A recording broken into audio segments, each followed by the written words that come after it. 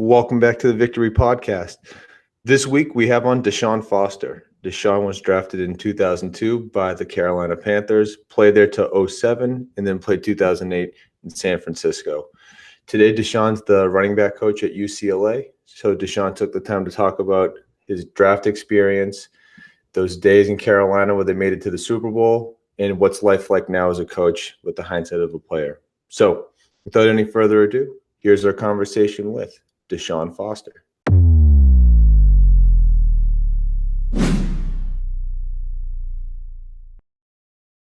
At your career, I mean, there's so much in the NFL that like we could jump into, but I mean, I always find it fascinating when someone has a really good NFL career and then jumps into being a coach. I mean, there's probably do you ever have like a hindsight being like, man, as a coach, I look back at my career and I wish I did this or did that, or you just kind of like, whatever, man, it's kind of water under the bridge, nothing I can do about it now.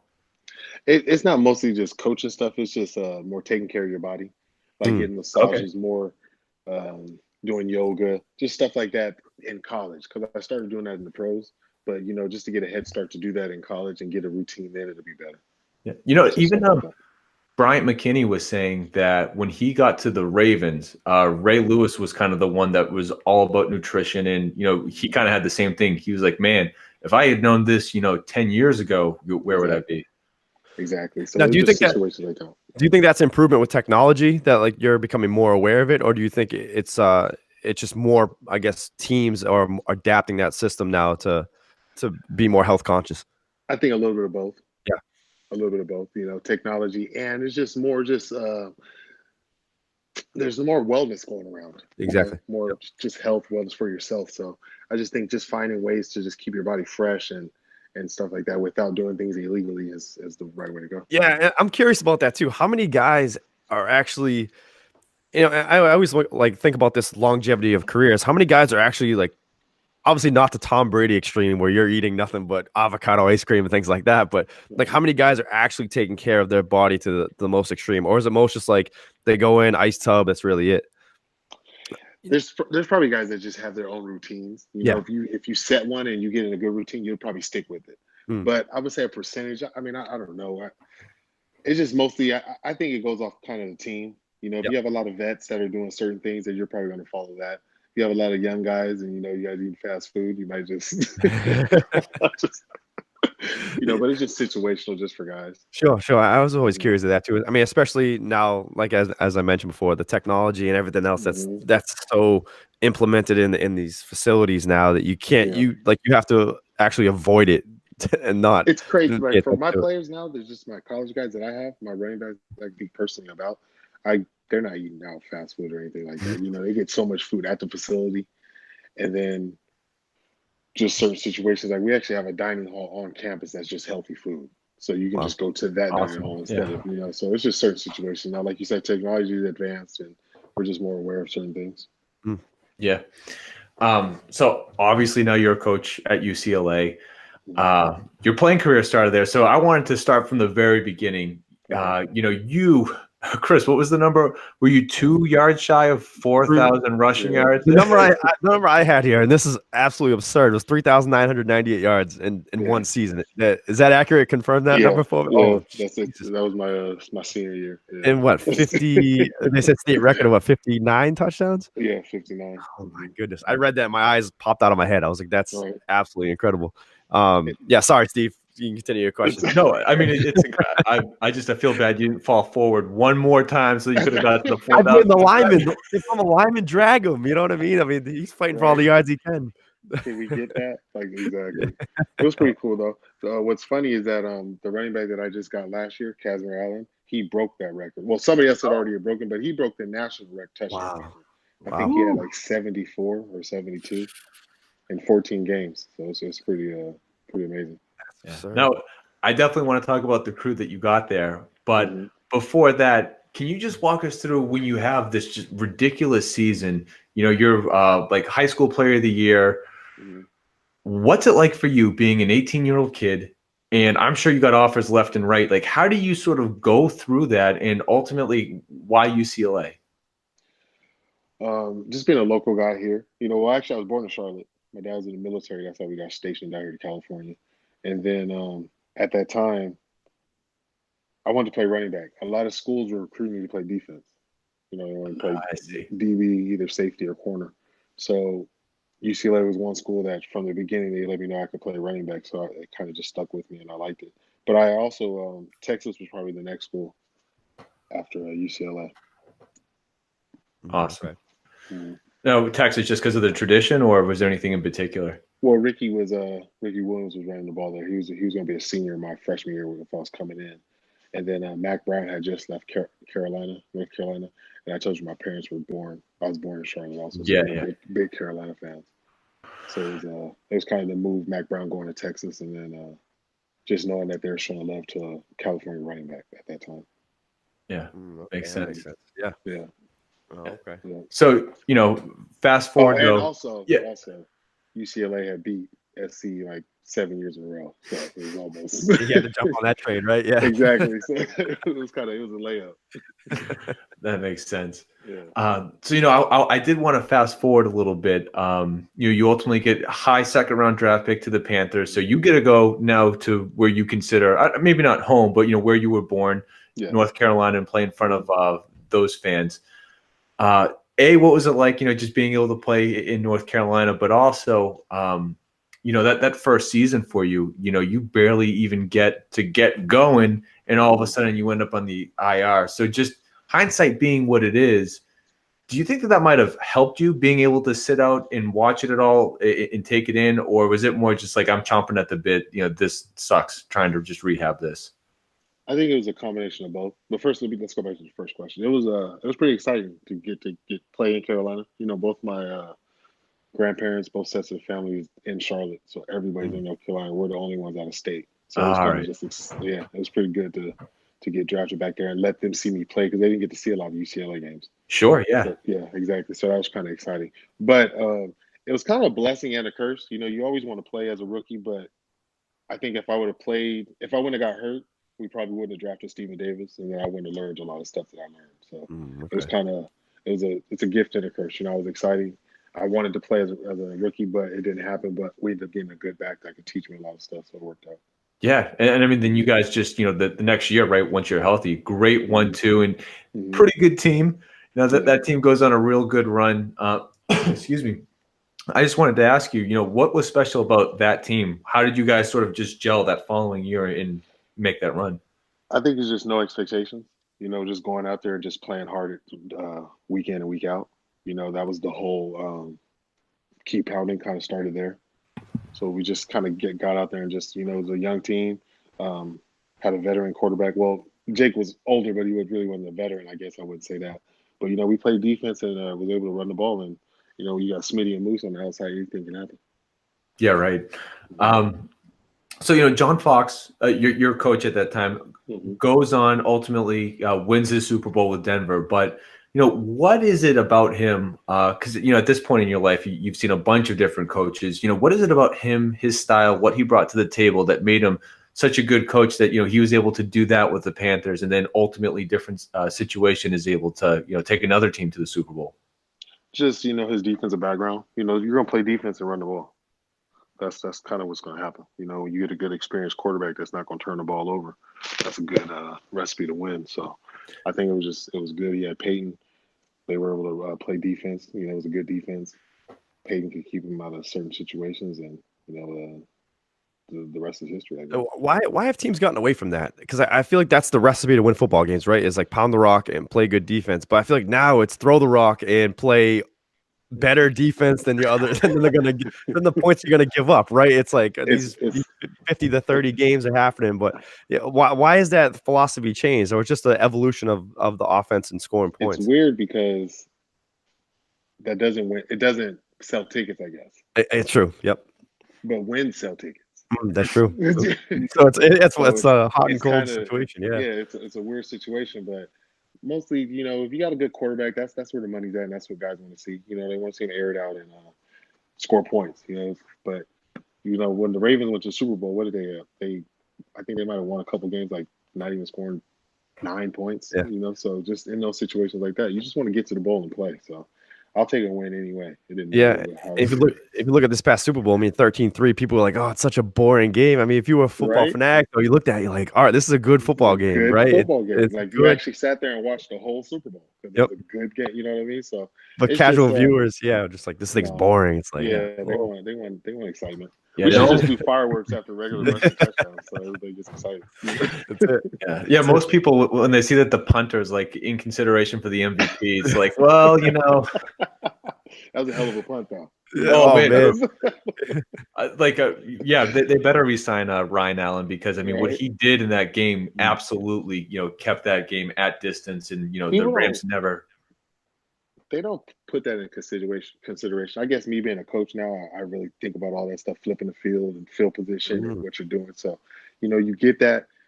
You don't necessarily get that as a player. I mean, you understand it as a player, but you still want to get out there and make plays. Now, as a coach, you're really sitting there, time management, clock management, just situations like that. So it's just a different. It's kind of fun to be on both sides of the fence with football and just going through it. Yeah, I mean, I coach here at a local high school, and like when our punter went down, I'm like, oh man, like Right? as you mentioned, as a player, you're just like, oh, we're punting, this sucks. But Yeah. as a coach, you're like, we need to flip at least 40 yards of this field, and how are we gonna do it? And, I mean, at high school, it's tough because you got a kid who, usually a lineman who's got the big leg that can kick it, as opposed to a specialty kid. I'm at a small high school here, but yeah, to your point though, as a coach, you don't really see that aspect of the game, like the special teams, making sure the kickoff, you get them at least at 25-30. That way they got to go 70, as opposed to bringing the ball midfield, the 4-down territory automatically. So yeah, those things definitely, as a player, you don't really pay attention to, but as a coach, you stress the hell out of it on those 4th downs and those kickoffs. Exactly.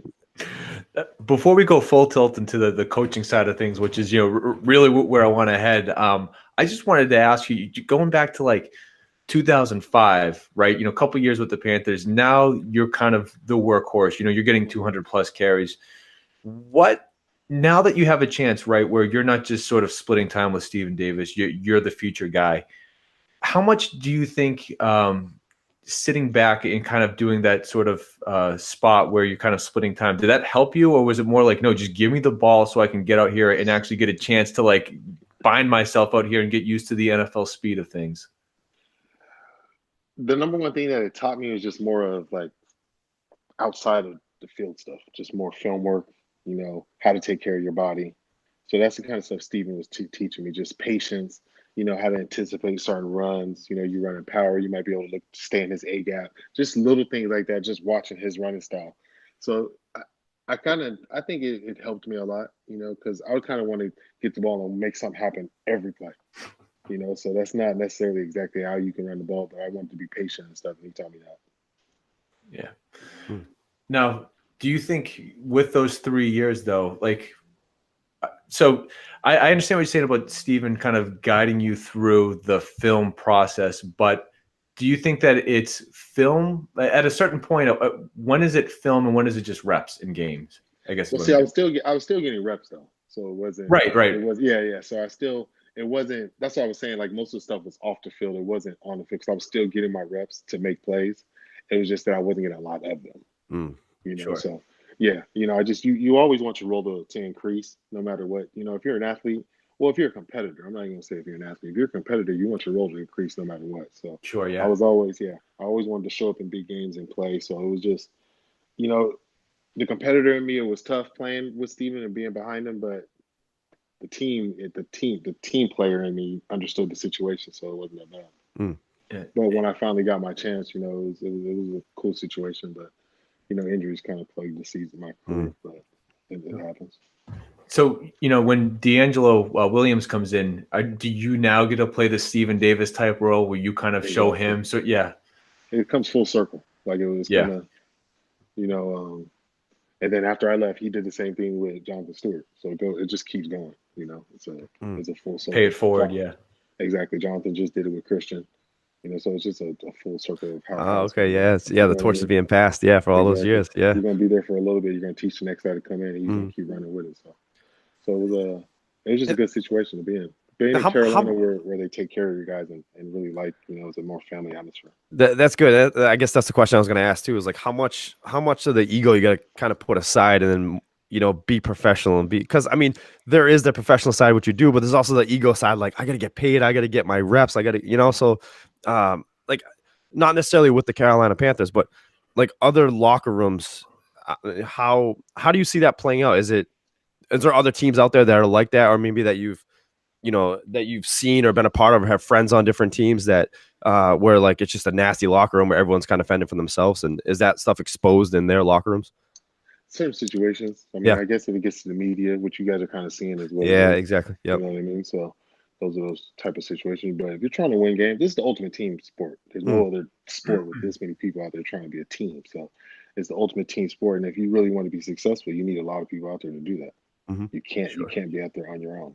There's not one position that can just go out there and just snap the ball, hike it, throw it to himself, everything. So you really got to be a team player. But once you can really understand your role within the team, that's the thing. Find your role, find your niche, and be the best at that. Don't just come in here and want to be the best player and on the team. No, find your role and be good at that. Matthew Slater for the New England Patriots, he's been to what? I don't know how many Pro Bowls, but he probably has one catch. Yeah. Played receiver. You know what I mean? He's going on like his 12th year playing. I don't know how many Super Bowl he's won, but just like I said, find your niche, know your role, and do that to your greatest ability, and the rest will play out. Definitely. So your time with the Panthers ends, and then you go to the 49ers. Now, is that just sort of like you went to UCLA, let's get back in the California area? Or what was the criteria there for you? What were you looking for in the next spot? Was it just sort of like, hey, who's going to give me the best chance? Or was it, a little bit of that getting back over to California? Yeah, I think it was get back to California. It was kind of get back to the West Coast, really. And I was just kind of excited with they had a lot of young players.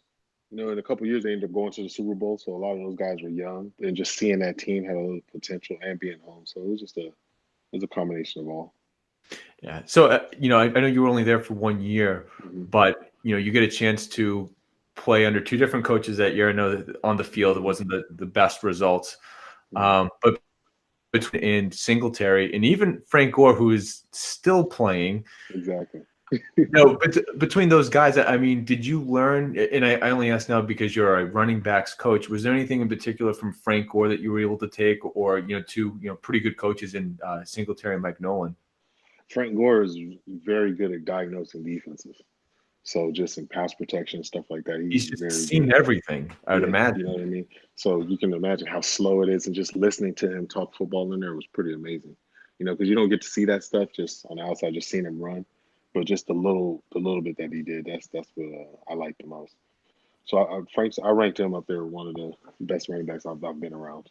He's a true professional.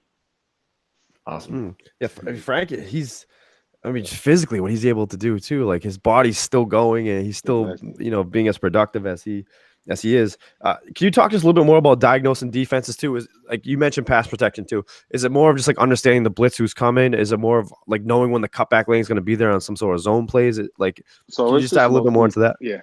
All right. Well, then, like pass protection and stuff, you got to be in line with the O line. So if they're making calls and this is a 6-man protection, I'm usually the 6th man in that. So I got to know exactly who the point is, who they're going to, and that'll dictate who I'm going to off that.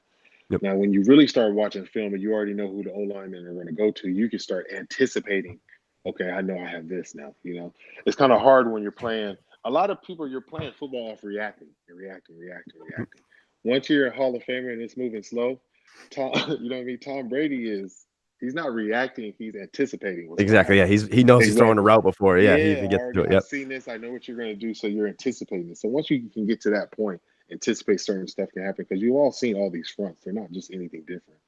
They might stand another guy up. They might make the nickel Sam a DB instead of a big linebacker. They just try to do different things to disguise stuff. But as long as you can diagnose and stay on the same page with your O-line, you're good. Yeah. And Frank was really good at that. And also that was another guy that ran power really well also, just watching him run power. A lot of guys run power, try to bounce it and stuff like that, but he would stay in those A gaps. He'd go A to A and get out of there. Yeah, stay off that guard tip and go. Yeah. Exactly. So it was really good just to see it. Yeah, yeah. And to your point about trying to disguise things, football's football. A wide nine's a wide nine. I don't care if you stand up or a 3-point stance. You know what I mean? Right? And It that's doesn't matter. yeah. As long. But I'm sure to your point though of Frank just seeing everything that all right, this guy's walked up, he's coming. I got him off the edge, and Yeah, it does slow the game down for you, especially at that level where everything's just so fast. And be exactly. able to slow the game down and be as The great mind as is the he only is. thing that's separating everybody at that Mm, point. You know, yep. the ability is all you're playing with the highest guys in the sport. So it's mostly just mental and who can physically keep going. Mm-hmm. Yeah. Were you able to get any secrets out of him, how he's keeping it together? I mean, it's just insane. He was young still back then, so it was just I think he was still figuring out his routine. He was still young back then, but it's just amazing, especially at that position. You don't see running backs play that long. Julius Yeah. Peppers just retired, and he was in my draft also, so he just retired this year. I think there might be one person from my draft still left, Josh McCown. Mm-hmm. So I think that's it. Who'd have thought Josh McCown was the one to outlast them all? Yeah.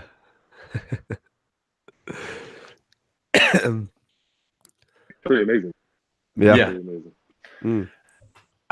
So I wanted to just talk about your decision to retire after that 1 year in the 49ers or with the 49ers. How tough of a call was it for you, and how prepared were you to sort of go through this what's next phase? I know a lot of guys go through this kind of identity crisis. Did you know I definitely want to be a coach, or did you just take some time back and decide, what's best for me?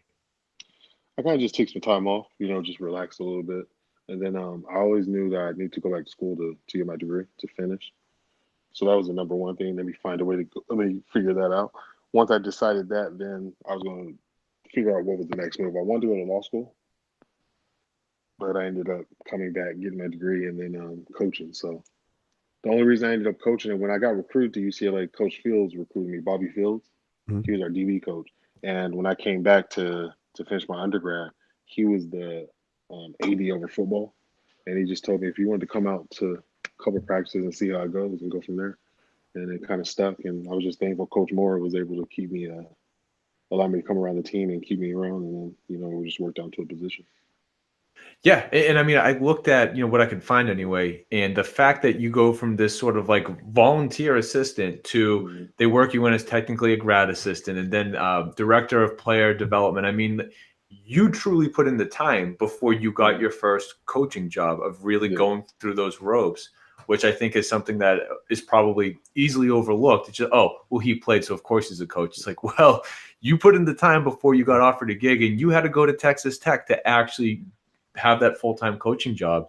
Mm-hmm. So what was that like for you? Like that decision to be like, do I want to move to Texas? And, you're going to, we're talking about getting all these points. You're going to the air raid offense where like, what's the running back even doing?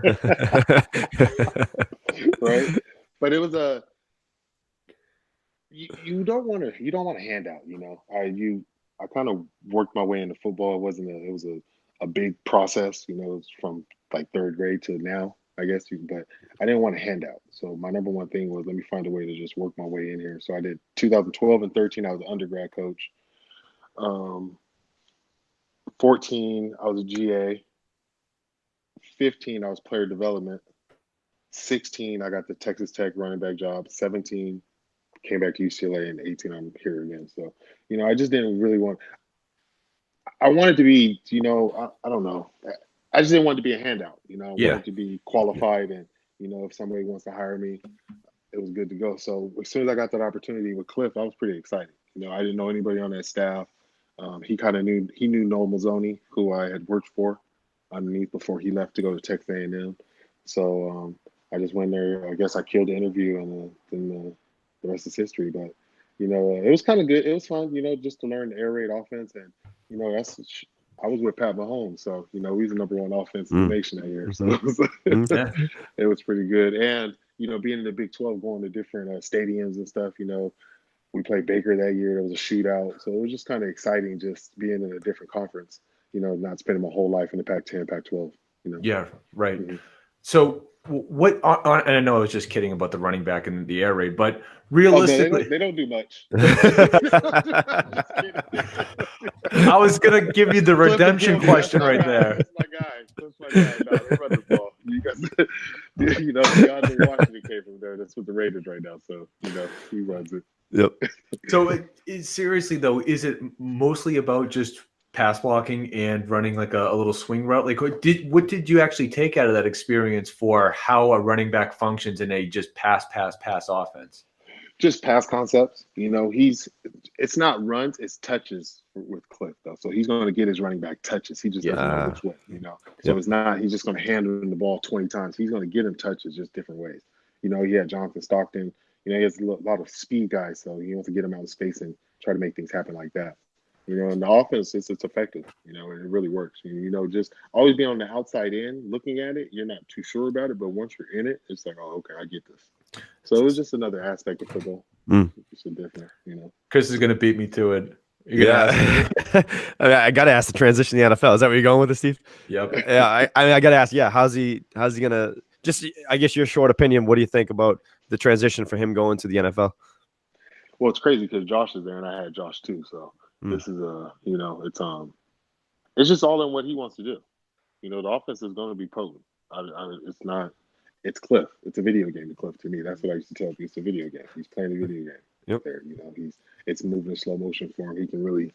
He really understands what's going on. He does all the game planning himself. When we were at Texas Tech, he did all the game planning. He would just come in there and tell us what we want, give us a couple ideas.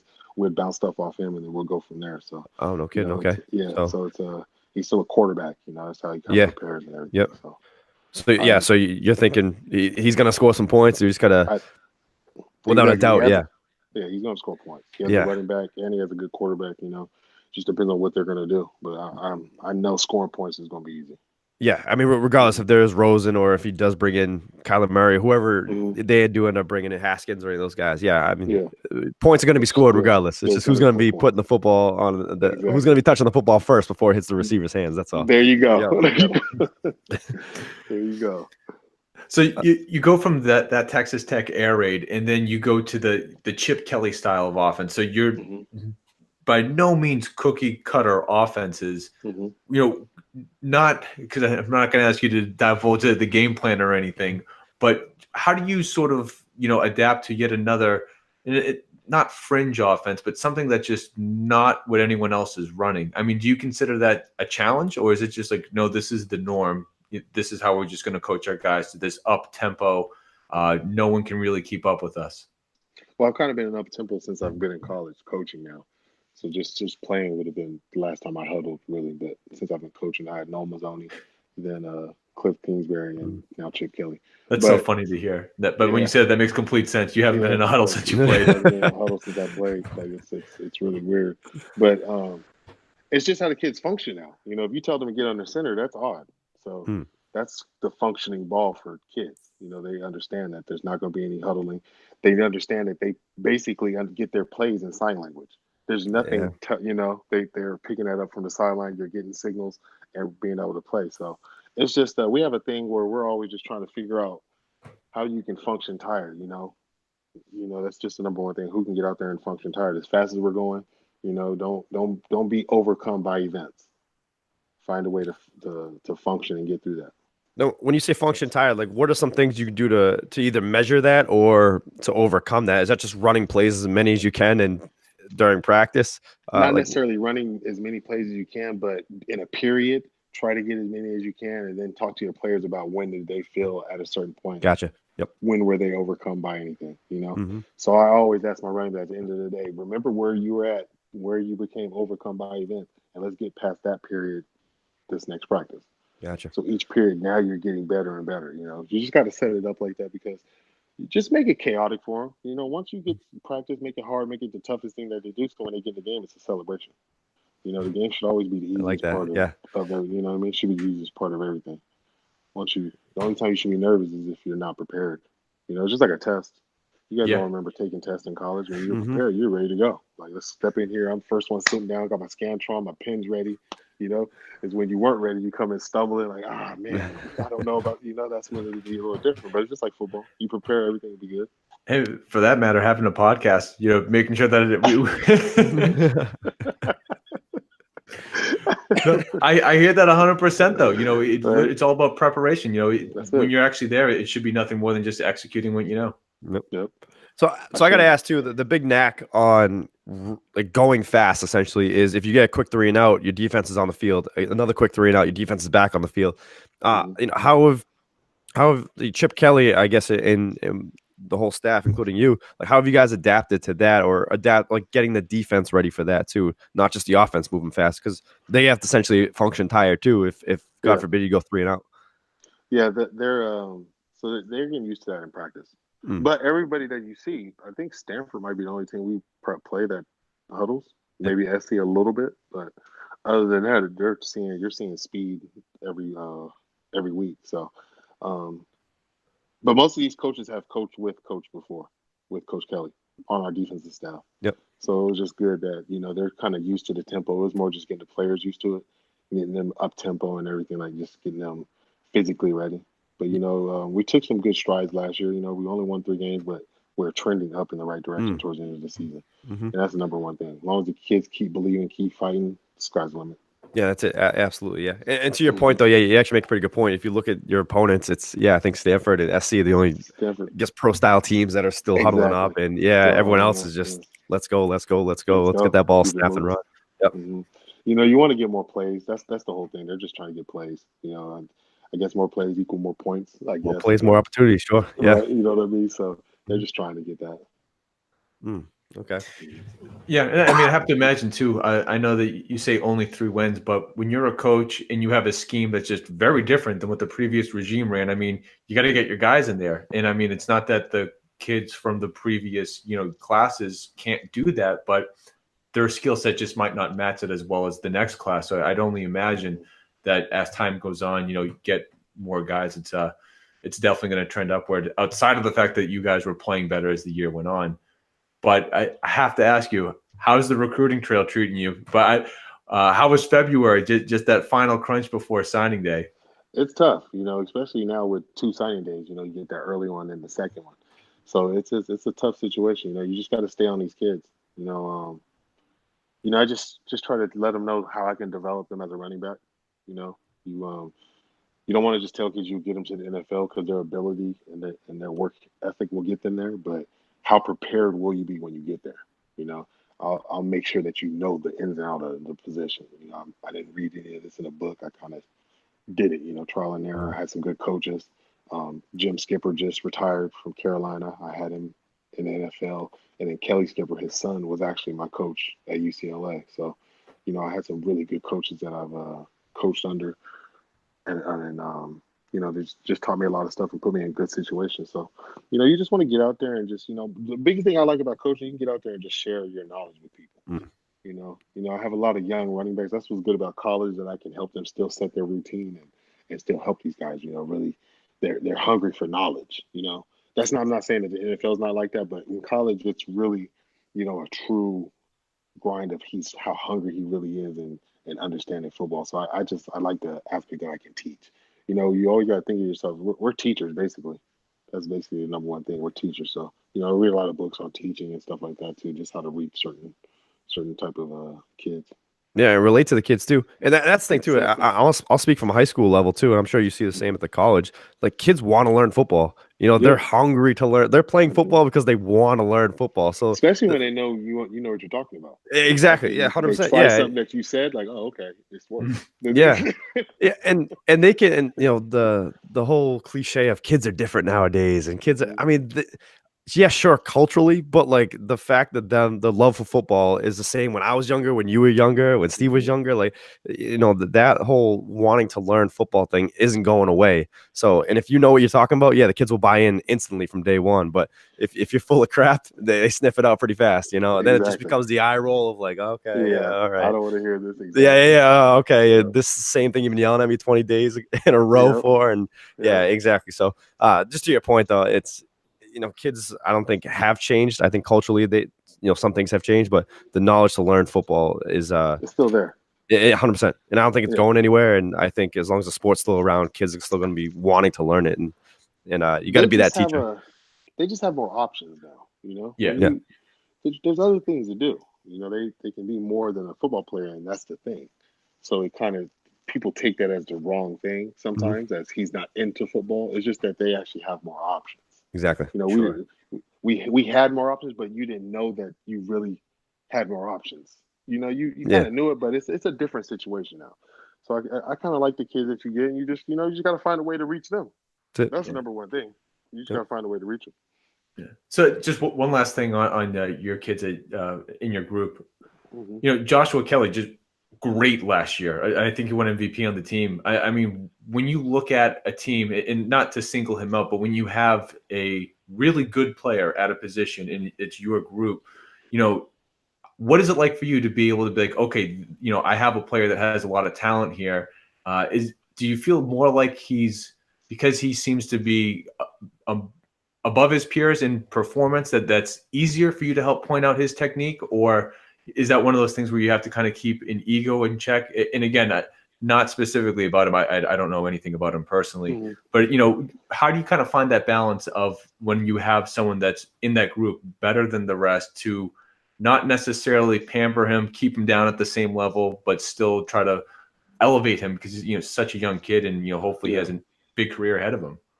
I'm fortunate enough because he's a ex walk-on. He actually walked on at UCLA and earned a scholarship. Oh wow! Yeah, so he got a scholarship at UC Davis, played there, wanted to come to UCLA, walked on, and earned a scholarship. So he's kind of kept that work ethic the same way all the way through. He just works hard.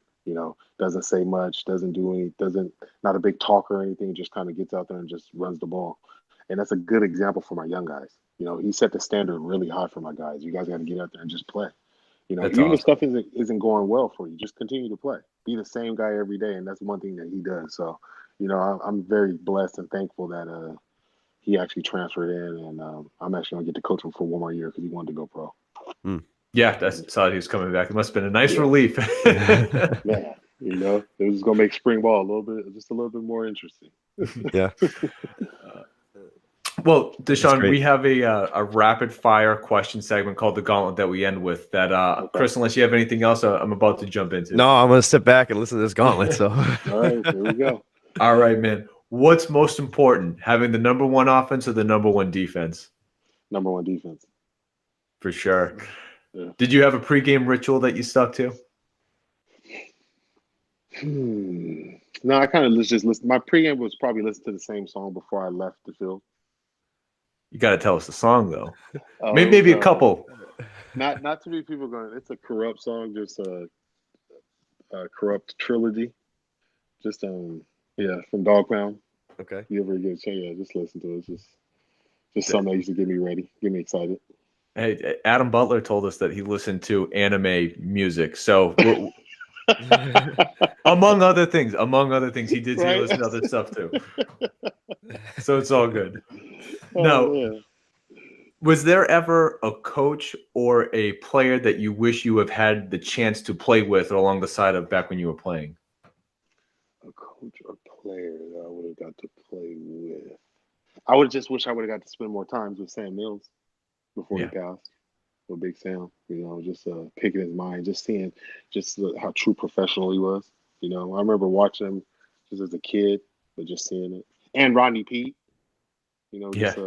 really seeing Rodney Peete as a kid, and he was always on television. But that was it was pretty cool just to be on team with him. But I was kind of too starstruck to ask him a lot of questions. It was just more wanted to just be his friend. Understandable. What's most important? The players or the scheme? Players. Because I can change my scheme. That's just how I look at it. I can't change the players. If I... 100%. I can change the scheme. Very last one. What is your favorite football memory? Favorite football memory. I mean, it easily would have been the Super Bowl if we won that game. That easily would have been it. But I've kind of lost all my championships except like 8th grade. So until UCLA goes and wins, of course. Exactly. That's it. So when that happens, that's when we're going to turn this around. But I would probably say just the Super Bowl. Just that whole year, just the whole roller coaster ride. We played like 20-something games that year. well, me personally, myself, just preseason and then playoff games. So it was kind of just exciting to play that many games and not necessarily pull it out, but it was just exciting, be part of history, Janet Jackson, that happened that Super Bowl. That's right, yeah. You know what I mean? A lot of people might not remember that. I do. I certainly do. As a young kid, yeah. Awesome, man. Well, thank you so much for taking the time going through your story with us. Obviously, we're going to be rooting for UCLA this upcoming season. Best of luck in spring ball. Where can everyone find you on social media? My Twitter is Deshaun Foster 26, and my Instagram is DF26. Spell it out, DFTWOSIX. Yeah, there it is. Got it. Little amateur hour with the social media. That's just There's so many platforms to keep up with. It's impossible. Right? Yeah. It's mostly for recruiting for me, so it's big with that. That's right. I'd imagine kids are following you left and right when they're looking at UCLA. Yeah, exactly. But thanks for having me, guys. I really